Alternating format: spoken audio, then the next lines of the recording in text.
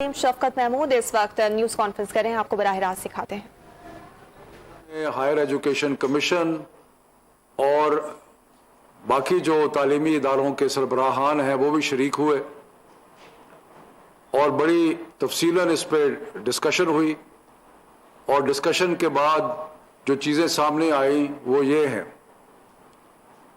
कि पंजाब के चंद अजला में ख़ास तौर पे लाहौर में जो बीमारी का फैलाव है वो काफ़ी तशवीशनाक है।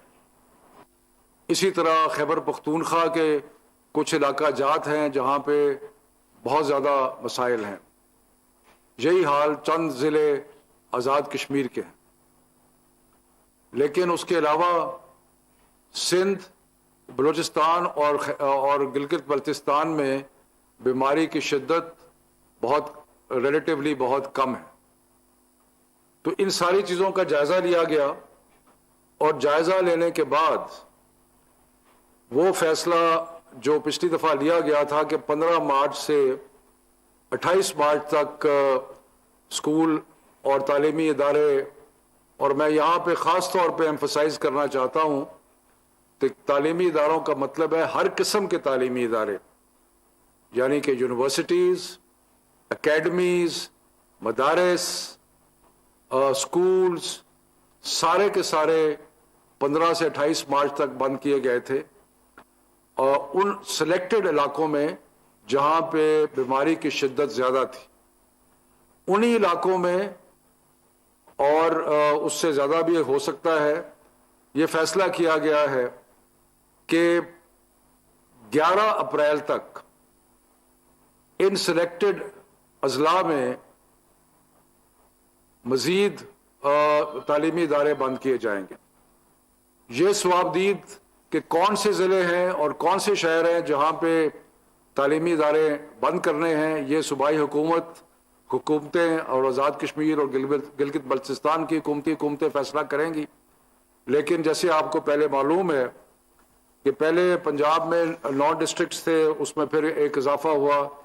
इसी तरह पहले हमने पेशावर में सिर्फ बंद किए थे, लेकिन खैबर पख्तूनख्वा में फिर 8 ज़िले और ऐड हो गए। तो ये कि किसको ऐड करना है किसको नहीं करना, वो बीमारी की शिद्दत का हवाला दे के होगा। और ये बंदिश जो है ये 11 अप्रैल तक रहेगी। इस 11 अप्रैल की बंदिश के दौरान अगर कोई एडमिनिस्ट्रेटर और कोई टीचरों को स्कूल्स बुलाना चाहते हैं तो ये उनका अख्तियार है कि वो उनको बुला सकते हैं। साथ साथ हम ये बीमारी की सूरत हाल का रिव्यू करते रहेंगे और हमें मुकम्मल इदराक है इस चीज़ का कि स्कूल बंद करने से ख़ास तौर पे बच्चों की तालीम पर बहुत नुकसान होता है, लेकिन बच्चों की सेहत जो है वो हमारी अवनी तरजीह है और उसके रिस्क नहीं ले सकते। और ये सूबाई हुकूमतें अपने हेल्थ मिनिस्ट्रीज़ के साथ बैठ के जहाँ जहाँ फैसला करना चाहते हैं वो करें, लेकिन ये 11 अप्रैल तक उन अजला में और उन शहरों में सारे तालीमी इदारे जो हैं वो बंद होंगे। जो आगे इम्तिहानात आने हैं उसके बारे में भी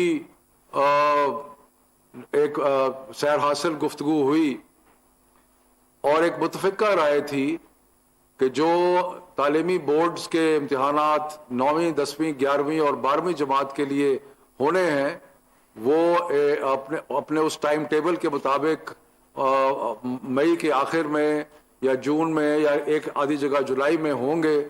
और वो ज़रूर होंगे क्योंकि जो बेस लाइन थी वो अब मुमकिन नहीं है। पिछले साल भी 9, 10, 11, 12 को प्रमोट किया गया था, लेकिन अब इस साल जो है वो एग्ज़ाम होंगे।